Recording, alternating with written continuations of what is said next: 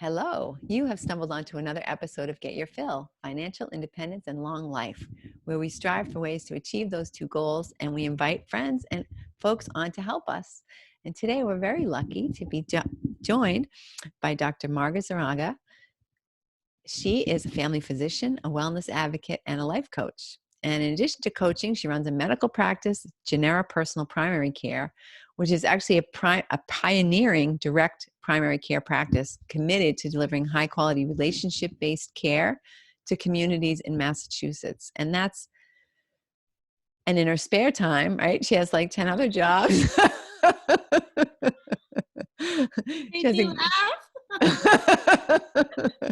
She has a cool Facebook group where she helps people to deal with some life issues and just all kinds of great empowerment things. So did I miss anything in the introduction that you think you really want people to know about you? No, I think it's perfect. Thank you for that. You got the highlights. Thank you so much. Okay, great. Excellent. So yeah. I guess to start off, I mean, how did you become interested in medicine? Did you always want to be a doctor? I was actually kind of one of those classic wanted to be a doctor since I was a kid. I modeled after, I would say more of like the energy to serve. When I modeled after my grandfather, who actually was not a doctor, he was a lawyer, but he was a high-profile criminal lawyer. Wow. Who really, represented to me the early essence of abundance and a well-lived life. We were just celebrating over the weekend. Here in the U.S. it's Halloween, but in the Philippines it's All Saints and All Souls Day. So we think of all of our family members who've passed and our ancestors. And with this, he always comes up as one of my first early role models of real true dedicated service and excellence in profession. And I was inclined to the sciences and always wanted to see myself in because of his way of practicing law and communicating so well. I saw myself as a community leader very early on, even if I didn't have those words. And in my mind, those were the images in my mind because of how I grew up with looking up to him. Wow. That is, my father's father. Oh, nice. Yeah. It's interesting because we've been talking throughout the Millionaire Mindset series. We've been talking about the importance of, or how so many of us have to kind of overcome our childhood a little bit and overcome some of the noise and unconscious programming. It sounds like you maybe had an advantage over that because you had great self-talk, great already some goals and some visions of how you were going to live your life. I'm glad you segued into that because my childhood was actually not all that pretty, and because of not in a financial sense, but more of my parents split up when I was 10. Oh yeah. Yes, and yes, so I do agree that in our journey to an abundance mindset, you have all of us. Was this? I might have fooled you with my first few seconds of my interview, but all of us have a past to deal with, and that was challenging for a 10-year-old to have the rug pulled under them, right? Under me, when my parents decided to part ways, and a lot of self-image questions. I shared this in a previous interview before, but unfortunately at that time, that was the 80s, there was a very very sad way of thinking about children who belong to what was called the broken home, where we were labeled as almost like a danger to our peers. I remember one of my best friends told me that her parents were cautious, to say the least, about her hanging out with me because I was supposed to be bad influence, not because of anything I did, but because of who I was. Wow. So I mean, that says everything about what I had to deal with and what kind of anxiety. I hid it very well. I was a very high functioning anxious person. Yeah, yes. There's a huge self talk in my head that I better not make any mistakes because everybody's expecting me to make mistakes. And of course, I'm not saying there really were people expecting me to make mistakes, but that was the self talk that people are waiting for me to fail. Yeah. That was the self talk there. And was this yeah, just looking back at all of that, I'm just grateful for where I am in my life and how I've really made it. I've found a path where serving other people has been part of my own success story. Yeah. Yeah. Yeah. Beautiful. Oh, that's so Thank nice. you. It's natural and unfortunate for kids whose parents split up, is they sometimes feel responsible. Yeah. So that, and then on top of like, oh, you've got this stigma, right? You're like a community pariah because your parents have split up. Yeah, Yes. that's Yes.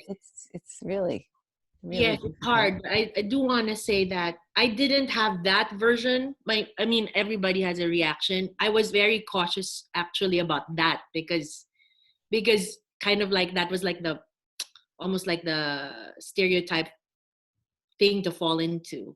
So that wasn't my specific challenge because my parents, both of them, made it very clear to me that they as much as they were not succeeding in their marriage, they were very intentional to say that we will be the best parent we can be uh, to you, as long as it didn't have to deal with each other. Gotta laugh about it, right? That was it. Yeah, Anyway. it tends a tough age for those kind of things to happen. Yes, yes, but I loved how you touched on how these mindset things really trace back to our childhood. And I just right before you, I was chatting with a client working out some things that you know trailed went back all the way to interactions with parents about how something not related as eating sweets at home is now impacting how their emotional stability in adulthood, Wow. right? It's so like you see it so it seems so disconnected, but it really isn't. So that's been my that's been my passion, is to help people. I call it the triple R: review, reframe, and rewire.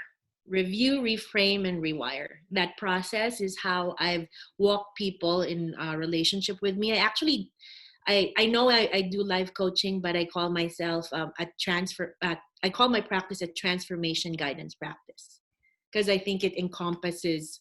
First of all, we're all transforming from moment to moment. We're all in a process, and I dare say that we are all perfect in our process, right? But the more we make conscious intentions along the way, as I said, seeing the connections between our past and our present, and then making new decisions that can be based on what we choose, can be connected or disconnected to our past. Just as long as it feeds us, energizes us, and makes us powerful, that's how we can move forward in our mindset. Yeah. Circling back to the topic for today. So how do you help people how could you help somebody find out that far away incident is really what's impacting them today? Yes, thank you for that. So I end up doing what is called more of like a thought inventory. So um, I I I like to say time travel. So I create thankfully virtuals worked out as well, but whether it's virtual or in person, of course in person connection is so much more powerful because you're actually feeling each other Yeah. through that energy. But virtuals worked out pretty well during this pandemic. It's given me more access to more people Mm-hmm. who are a fit to what I have to offer. Mm-hmm. So I take them to a relaxed state. um, Through breathing, introspection. I employ music when needed. I've recently added laughter yoga. It's really, really fun. It's really, really fun. That's a favorite of mine. Um, so, teaching people to be aware of their state, taking them to a relaxed state, and then I like what they say is time travel. I mean, there's many ways to get a mind inventory of your thoughts, but one of the things is to take you to a time that was either empowering and disempowering. You choose whether was it a pleasurable state that needs more charging, or is it something disempowering where you recognize how to lighten your load. So I mentioned that because, as you said, that's the name of my Facebook group, which is Light Load Health and Wellness Release Group Community. Sorry, Health and Wellness Release Community. So yeah, I frame it that way. Like, is this useful to you? So I like to teach people how to ask good questions. And I don't tell people what to do. I really stop myself from doing that. Right? I mean, that wouldn't be effective to tell Right. people what to do, which is actually my traditional Western doctor role, right? Take this medication, you'll be fine. See you in 6 months. That Exactly. kind of that kind of started feeling it's missing something. So I still do that for people, definitely needed in this pandemic. I want to say a lot of people have been calling my practice for bridge care. We call it bridge care because a lot of people are on primary care physicians waiting lists and whatnot. So I do that work too. But there's so much more that if people allow me to hold their hand and walk with them, I say things like every time we meet, we have an empty room and you're walking me around it, and then we're looking around, show me around, and then we go through the journey together. I also love to say that the kind of relationship we have is based on work. Like, I don't shy away from telling people there's work to be done. You will reap all the benefits, the success. This is your work. It's not mine. I am just a guide. Like, we do it together, Yeah. but there is work to be done. Because the moment that they conclude that I did the work for them, I'm actually not setting them up for success. Yeah. Owning it is part of the foundation of doing that. And on that point, I want to say that some people may or may not be ready for working.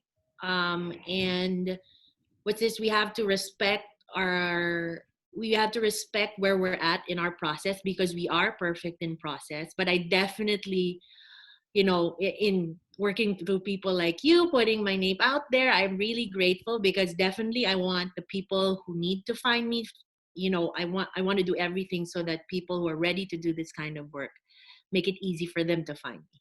Yes, So, definitely. Well, right. it's what you're saying about making the person has to be the one to do that, because then otherwise they need you, right? They feel like, oh, I Yeah. can't do it without her. Oh, I got to call her. There's terrible things happening, right? They have to own it. Yes, Make sure definitely. that they're 100%.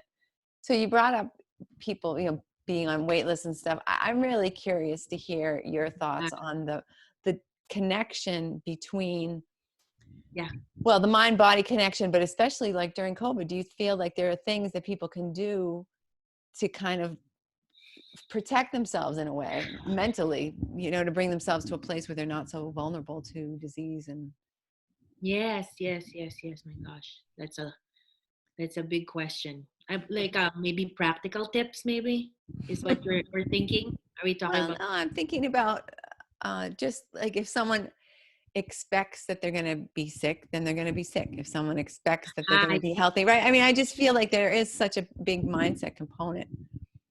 Yes, definitely. When you say COVID, we're talking about physical illness, or just in general what the pandemic has, how the pandemic's affected us. Well, I guess both, because even some people who don't have it are still very mentally affected Yeah, by it, right? I They're agree. I agree. What's coming to me right now is the word relationship. And it's both relationship with self and relationship with other people. That comes to mind because, like, I've been I've been, interviewed rather, in a lot of virtual podcasts like this before. And one thing that I've said was, during this pandemic, we are given a choice. It's either to thrive or survive, right? Yep. And definitely to thrive, we have to make use and make the most of this time that we're given to look within, Mm-hmm. right? So that's where we'll do our first stop, which is your relationship with ourselves. I found my journey, for example, with the relationship with myself, reflecting on how I eat. And you're smiling because we're speaking exactly for what what it is. It's the, what did they say it? COVID-15, the 15 pounds you gain over COVID. Yes. Yeah. So the COVID-15 is real. It's 70% of Americans who, in the first wave, already reacted with emotional eating. And that is a reflection of our relationship with ourselves, because obviously, I'm going to just call it for what it is. Emotional eating is destructive to ourselves. Yeah, the fact that we put on pounds means that that was calories that we didn't actually need. But our mind was convinced that there was comfort and pleasure, soothing, that was coming from those calories. And, where there's a disjoint, because the physical, there's a part of you that says this is good for you, but your conscious mind is saying, wait, I'm increasing my cardiovascular risk. So that's my doctor voice talking.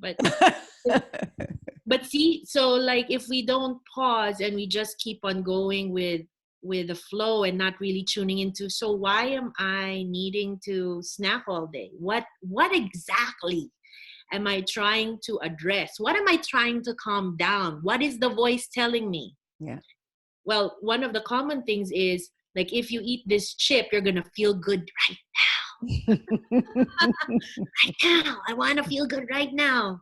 And I know that because I came from there. I'm not sure if you caught, did I tell you that I lost 25 pounds? I saw on the Facebook, but at that time it was only 11. So you've lost 25 Ah! pounds. Wow. Congratulations. Thank you. You do your homework. Wow. Thank you. That was, I would say my journey didn't start during the pandemic. I tried to do keto diets and such in the last few years, injured myself trying to get into a routine. But I basically fixed up my life. And so I'm at a very good point where I fixed up my life, my priorities, my relationship with myself, because everything around us is a reflection of how we relate to ourselves, what is important to us, where our balance lies. So that's the first relationship, right?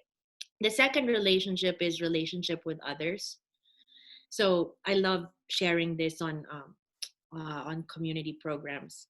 The TEDx talk by Dr. Walden of Harvard University. Mm-hmm. He's a psychiatrist that inherited a study over generations of Boston men who were analyzed, or studied rather, for their satisfaction scores, life satisfaction scores. And there were a couple of things that were very clear, which were, your overall satisfaction with your life has to do with, guess what? The relationships that you've built. Right. And isn't it obvious? But it takes a Harvard study to kind of say the obvious, right? But I just want you to know that I'm a nursing home director at Life Care of Situate, and in all of my nursing home roles, when I check in with the elder, the first thing I ask is, "Do you get any calls? Does somebody visit you? Who's your biggest support right now?" I ask those things because it helps me assess if they will be needing more pain medication. So Wow. that's the second thing. Yeah, that's the second thing. The second thing from Dr. Walden's study was your your experience of pain is directly related to the stability of your relationships. Isn't that cool? That is very cool. Oh It man, that's is very interesting. cool. Because what was it? And this is another study that this is fresh off the Mind Body Medicine Harvard conference last week. They said that, hold on, please. I don't want to misquote. There's a one specific area of the body that registers pain and addiction. They're like side by side, like they drew the brain and then they put two dots. So what's this? The point is, like, there's a trigger in our brain in how we experience pain and how uh we experience addiction. Wow. So in other words, they're very intense. And so as you can imagine, having stable relationships in your life um, impacts how your brain chemistry is on a constant, like on a moment to moment, day to day, mindset to mindset. Wow. Yeah. So those are pretty cool things. So what I bring that up in the middle of the pandemic because in introspection, I pose this to the audience. This is a great time in your life to examine which relationships feed you. You're smiling because you know what I'm talking about. Which relationships feed you, nourish you, just get you going, and those that don't. Those who drain you and extract from you, take too much. This is probably the best time. And I say all of that because all of these things, these relationships are, I think calling these out, these are things that, like, if there was one thing to focus on in the forced introspection we have during this pandemic, Yeah. all of those actually affect your immunity. Think about it. Like, it's right. Yeah. So Positive versus negative energy around you. definitely. So I guess that would be my pandemic nugget for the day. That's fascinating. Well, I Thank just want to let people know, if you're listening, that all yeah, the things that we talk about, including the TEDx yeah. study and the other Oh yeah. tidbits, there'll be links to all of that on the website, which is getyourfillpodcast.com. And yeah, I'm definitely going to watch that. That's Yes. very Yes. fascinating. So, I mean, thinking about now we're talking about that the mind has the power to keep us healthy, basically, right? The that there is there like an actual um, documented link between your level of positivity, your mindset, and your immunity? Thank you for that. Immunity. I'm gonna share with you what I do have. I mean, of course, I'm not the expert, but I've been diving into the mind body medicine community because of the Herbert Benson Institute here in Boston. It was founded by Herbert Benson and is affiliated with Massachusetts General Hospital. I don't have any formal affiliations with them other than I engage in their courses. Mhm. And they present on an annual basis bodies of work that I would say, it's challenging because it's mind body medicine. First, it's hard to measure. Second, it's not funded by big pharma. That's for sure. Right? Which is what I was really, tickled when I found out that the National Institutes of Health themselves fund these. So I just feel like that's good tax dollars going to the right place. Yeah. So in terms of a study, what I'd like to share with you is my favorite study that I quote of Dr. Tawakol. That's Tawakol. He's a cardiologist from MGH. He has looked at relating the activity level of the stress center with heart inflammation. So those two things. So they got subjects in Boston. These participating patients live in low socioeconomic communities, and it's considered for scientific data, it is not enough to. I just wanted to clarify what kind of studies these are. It's Yeah. not enough to create a guideline, to change how we do things just yet, because Dr. Tawakol is very clear about that.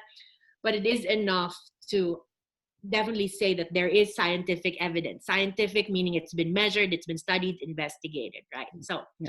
So they looked at the stress center, a place called the amygdala in the brain, and there was higher tissue activity to start with people who lived in high stress communities. Mostly, if you think about financial stress and everything that goes with that. Right.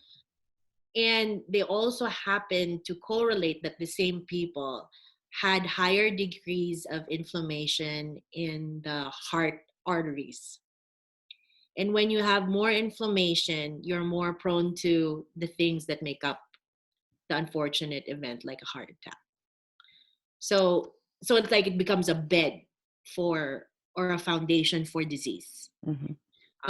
And of course, that's just one example where, the mental has now a physical documentation of a biological change. Yeah. Or, to be more specific, a pathological change. Something that ideally should not have happened because it's not part of normal function. Yeah. Pathologic, not normal, physiologic, normal. So this is there's inflammation that is good. This type of inflammation that he was documenting, taking pictures of heart arteries, he and his team, to be specific, taking pictures of heart arteries and the amygdala in an MRI of the brain, correlating those two things, is the beginnings of what I hope to be, how people will take these things more seriously. And what the Herbert Benson Institute advocates, as well as myself in my own practice, is I help people take their first step. I call it the R&B. Sounds like RBG, but it's the R&B. Right, R, N for next, B for best. Right, next, best step in starting on their contemplative life. And, what does a doctor have to do with that? Well, as I said, because these are the things that will actually impact your quality of life for years and years. Yes, I could give you a pill for your blood pressure, but that's just the start. Yeah. Yeah.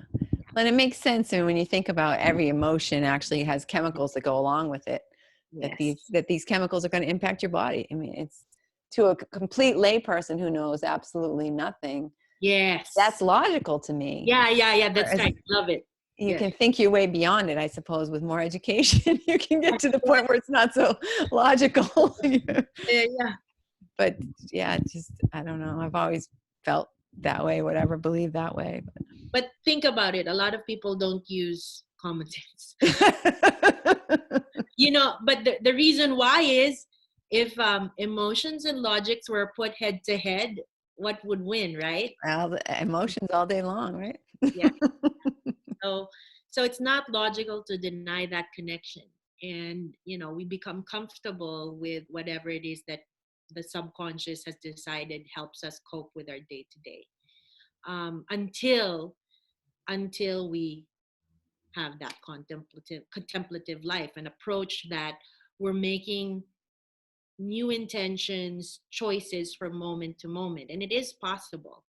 I don't have to meditate all day to do that. But right? But to be in a state where you're clear, where you've cleared up your plate, and then you can create the life that you want from moment to moment, is where, you know now I'm gonna get to my litany, where I feel like that is what inspires me to do this work. Because I think complaining about the things we don't like to see in the world, that's, of course, we have to state those things, but I'm more inspired by working on every person be their best versions of themselves, because that's how goodness will come up. Because I truly believe and operate in a way where every single person all these labels out there of the things that divide us. If we remove all the labels and you see each and every single person for who they are, the best version of those people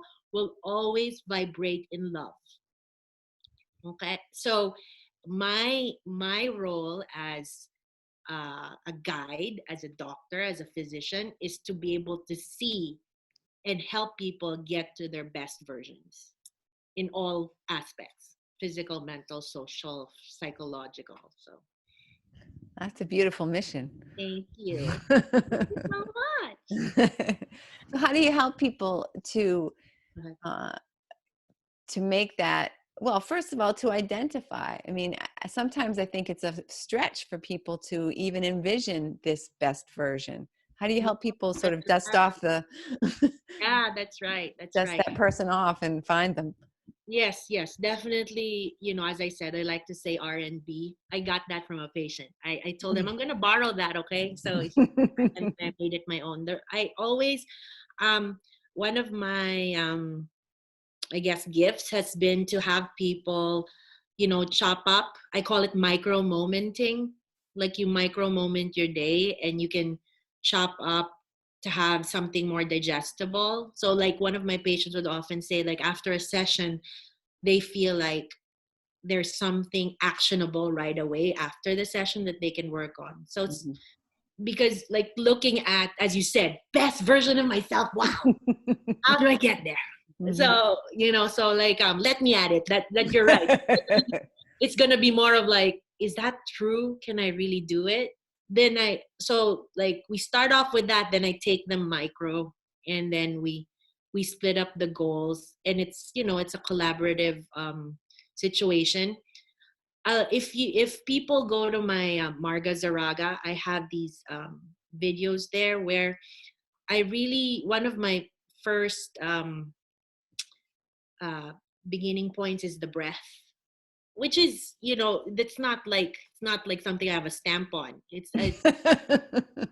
It's a meditation technique. So I'm a meditator as well. I've meditated since 2008 to deal with my own chronic anxiety. I had some test anxiety, and coming from such a competitive profession Mhm. for foreign medical.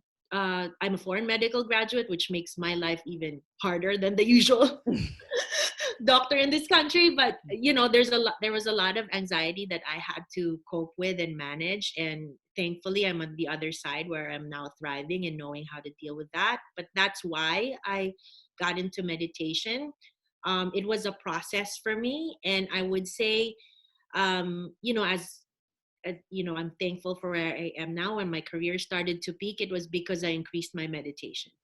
Interesting. Yes. And but like I said, the mind body medicine community has documented research where if you meditate for 20 minutes a day, you will start to actually see brain structure changes, because you essentially gave your brain a chance to rest. And if you're rested, then your brain can function in that best version of ourselves, essentially. um that said, I do want to say that mindset, we always say mind, but in reality this entire being here from top to bottom is just, this is just one thing we can take a picture of. We can connect wires to our brain, to our heart, but this entire thing is talking. Like we haven't even touched on what does the endocrine system do, our pituitary gland, our pancreas, our ovaries, they're all talking constantly all the time, right? Yeah. But all of this is, if a lot of people understand it by calling it the mind, but for me it's more of like the being, the well-being, the entire whole being. Yeah. Well, Right. it's, yeah, that's true. It is kind of, uh, Go ahead. well, we think of the mind as the driver of Yeah. the bus, right? uh, it's just one stop that you can measure, but in reality, like, have you ever heard of the thought that it's actually, they call it that what was it? That the gut and the brain from an embryo, they develop from the same, from the first same set of cells. Hmm. So can you imagine your stomach and your brain were once beside each other. And it kind of really makes sense because the gut biome dictates what kind of food, it tells your brain to look for. The gut biome is the bacteria that live there, both the good and the bad ones that create the balance.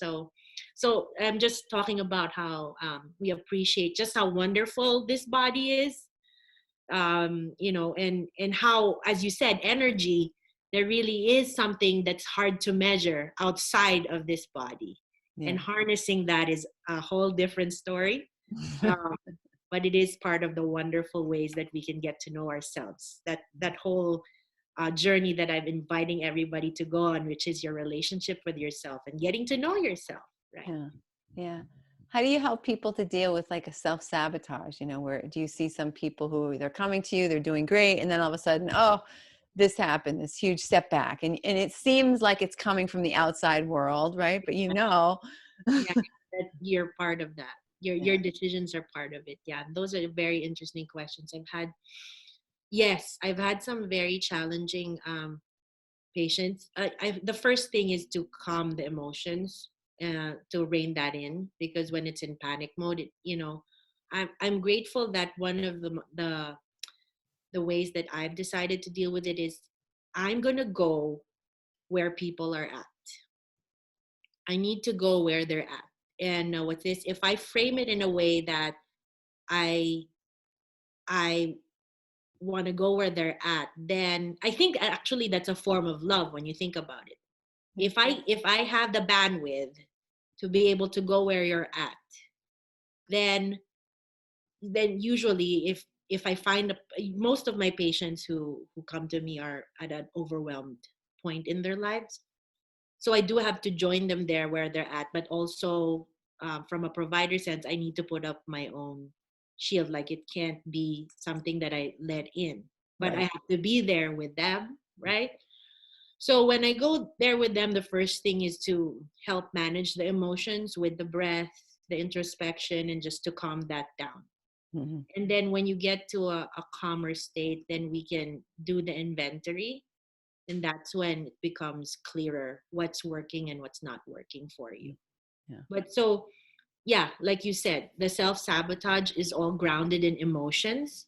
And once you start, it's like you're an arranger or an interior decorator even, or like you're laying out post-its, and then people agree or don't agree, and then they refine or don't refine what you're laying out, and then coming up with, you know and then I start to have people scan themselves, where how are you feeling right now?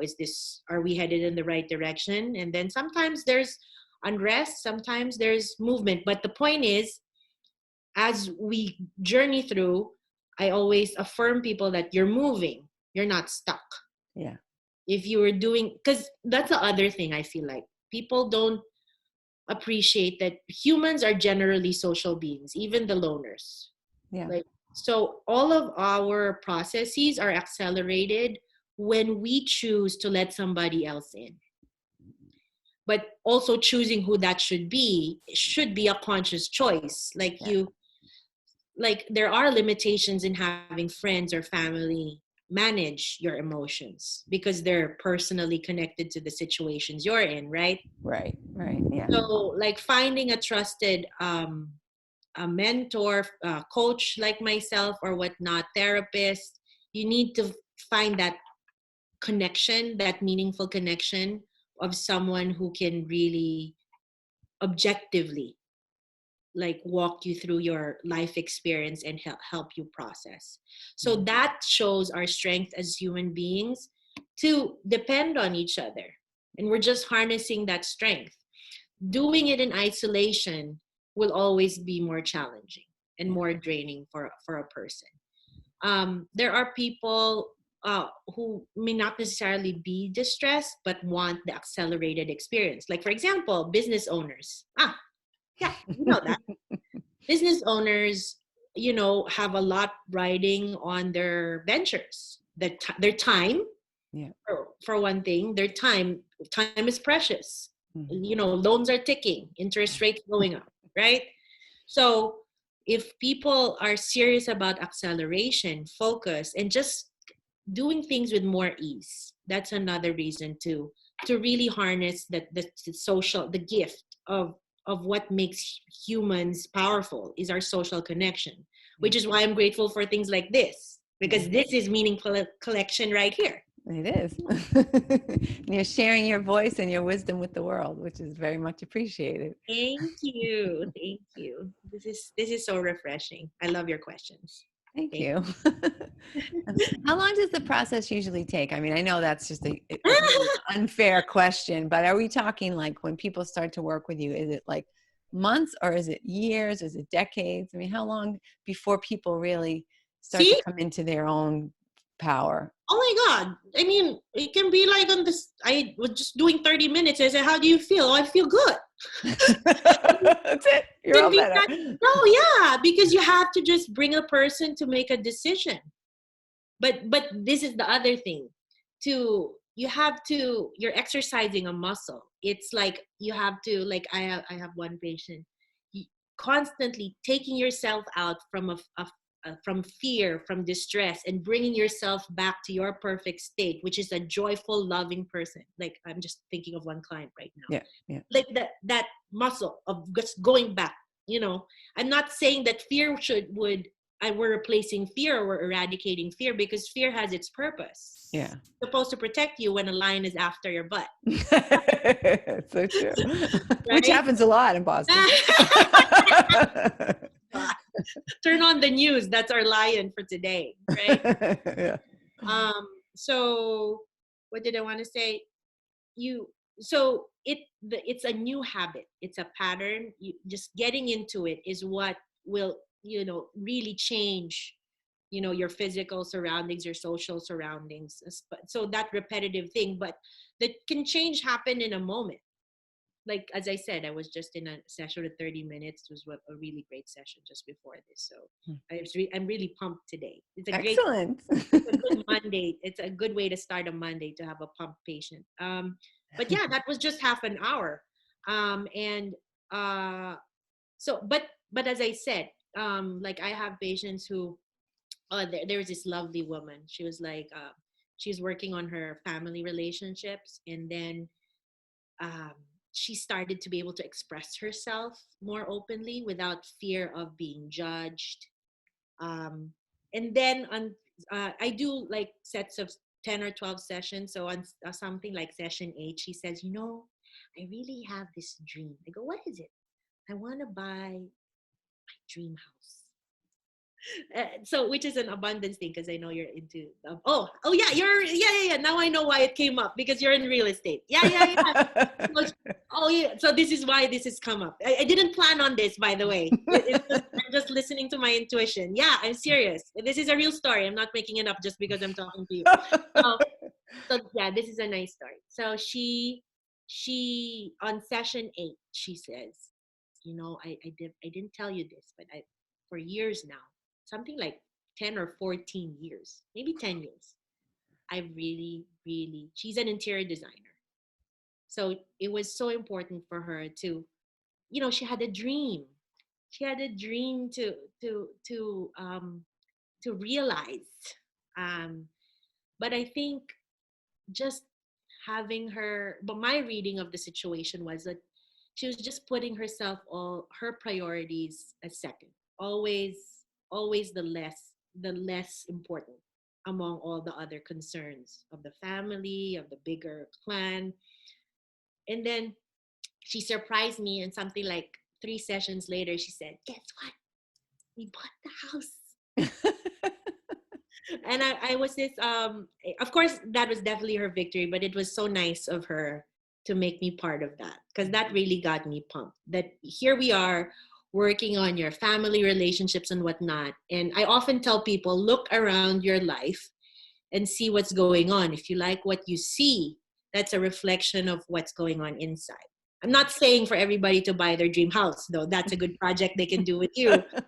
But it is a measure of with the internal health as well. That, if you have that dream house, what's preventing you from going for it, right? Right. Good story for you. So call me right away and we'll go find your treatment. No, I kid you not. That is a real story. So and some people decide to do like said I prefer to start my relationship with people 3 months, and then we decide after that how often they want to be seen. If you're like a lot of people who have specific health problems, like going through a life change, they want that regular thing. Some people who are kind of are on a maintenance plans, they see me less regularly. But it's all about making consistent, constant, conscious decisions. Consistent, constant, and conscious. So those are my triple C's. If I have triple R's, I have triple C's. Consistent, constant, and conscious.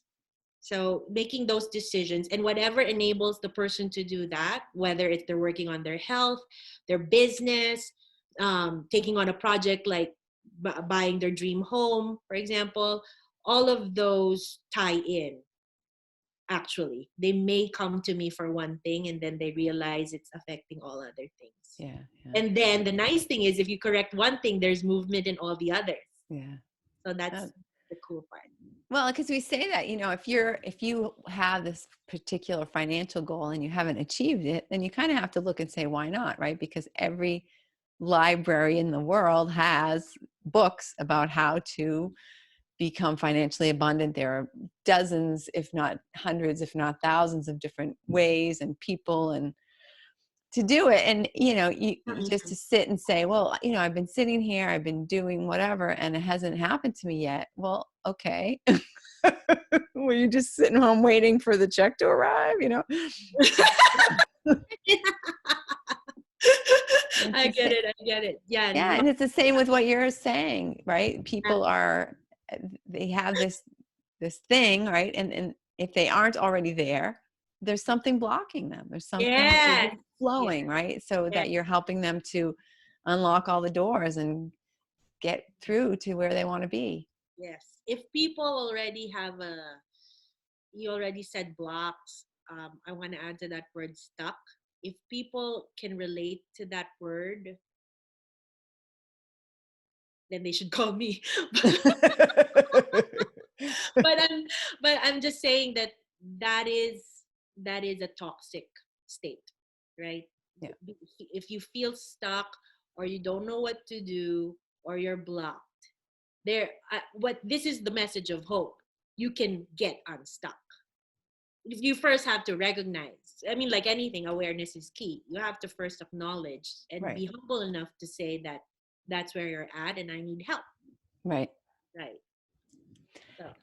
I mean, I'm looking at the clock. I could, Marga, I could speak with you all day. I really love talking with you. I know I enjoyed this a lot. If we're, this is where you say like, if this is work, then I this is the kind of work we want to do every day because we don't feel like we're working. Right. Never work a single day in your life, right? That's the goal. Exactly. I think that's part of the formula. When you get to the kind of work that doesn't make you feel like it's work, then that's it. Exactly. Well, I want to thank you so much for being with us today. Encourage everybody to go to the website, getyourfillpodcast.com, to check out all the links and studies and interesting topics that we've touched on today. Is there anything else that I should have asked you that you wanted to share that I failed to touch upon? No, this was so lovely. I just wanted to make sure that you'll probably post my contact information below. But why don't you tell us anyway? Yeah, for that. So my name again is Marga Zarraga. My website is my name, MD, margazarragamd.com. And I call what I offer this free session as a clarity session. And my goal is to, especially during these pandemic times, I'm happy to say that I've created a structure where I am able to offer these sessions for free, at least for 30 minutes. Let me get you unstuck in some area of your life, and then you'll get to know me and you'll have me on your Rolodex. But but what's this? It's my own pleasure to be of service to people right now during these challenging times. We're all in this together. Mhm. There's no other way to get through it, and I definitely find it very fulfilling, to for those people who allow me to serve them. My number is 801 210 and my website has a contact sheet that where they can just click and leave their info. Yeah. Excellent. Excellent. Thank you very, very Thank much. you. Thank you so much.